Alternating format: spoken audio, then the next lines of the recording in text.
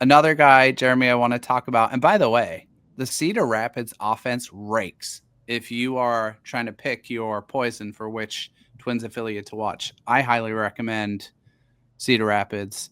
Amick is on the shelf, unfortunately, but Kyle DeBarge has been really good. Brandon Winokur has really picked things up since I called him out. Since the calendar flipped to May. And I do want to touch on one more guy because I'll be accused of, and already have been, ignoring this news. Yeah, but you got to talk. If you're talking about Cedar Rapids, you can't not talk about the guy that you want to talk about, Kaelen Culpepper. Let's talk quickly about Kaelen Culpepper. So he's really started to heat up. I think one thing this overlooks a little bit with him is he didn't have much of a spring. He was part of the cluster of top Twins guys who just didn't get much playing time. He was he couldn't participate in the futures game or whatever. Not the futures game, the spring showcase game. Do you want to call that the spring breakout game, like it's spring? called? Thank you. I thought Theo would chime in on that. Where were you, Theo? We needed Theo's omnipotent voice to guide us. I'm back. I'm right here. Okay, here's Culpepper, right? 127 plate appearances so far at high A. He's hitting 312, 409, 514.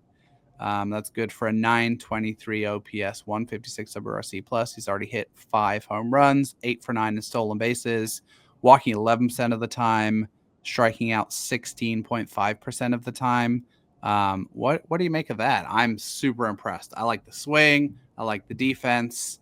I know, again, we had a little bit of reaction, right? I think from Twins fans who are interested, like, it's a college middle infielder. That's a little boring. He's been really impressive, in my opinion. Yeah, and it's always going to take time when you start a season and can get 2 months into the season and it's 35 degrees and raining. Yeah. And you aren't playing every day and you're dealing with dings and it's cold and it's inconsistent.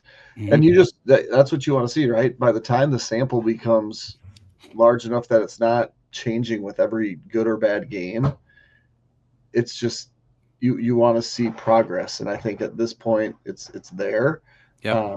Again, it's high A ball for someone that played at pretty competitive college baseball. Mm-hmm. So he's got to do more, but at what point is it a serious conversation to see him move up as a first-round pick who's getting it done at high A? I think you have opinions on this. You've watched him more. Yeah.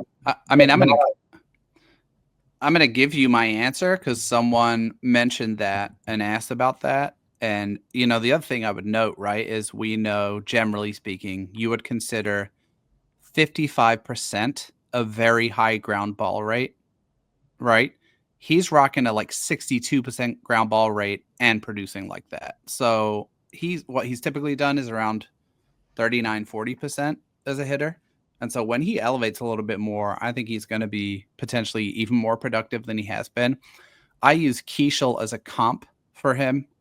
Just in terms of high-floored college prospect who started hot at Cedar Rapids. When did Keishel move up to Double-A? He got about 50 games at Cedar Rapids, which would be another month from now for Culpepper. So I think if he keeps up the production, we can come back in the middle of June and say, okay, he's rocking a WRC plus that indicates that he's 50% better on average than a hitter at this level. It's time for him to move up. I'm gonna give the over-under as June 20th.